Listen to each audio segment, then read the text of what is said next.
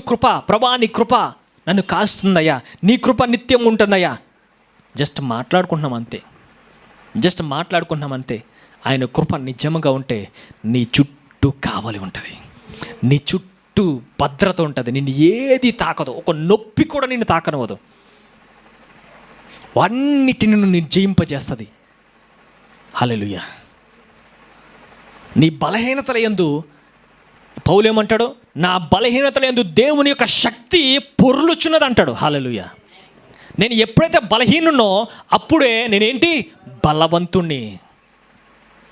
ఆయన శరీరంలో ఒక ముళ్ళు పెట్టాడంట. ఆ ముళ్ళు పెట్టినా కానీ ఆయన వస్త్రము తాకుతుంటే ఏమవుతుందంట? చచ్చిపోయిన లేస్తున్నారంట. ఆయన నీడ తాకుతుంటే చచ్చిపోయిన లేస్తున్నారంట. ఏం దాల్చింది అక్కడ? దేవుని యొక్క శక్తి క్రియ దాలుస్తుంది.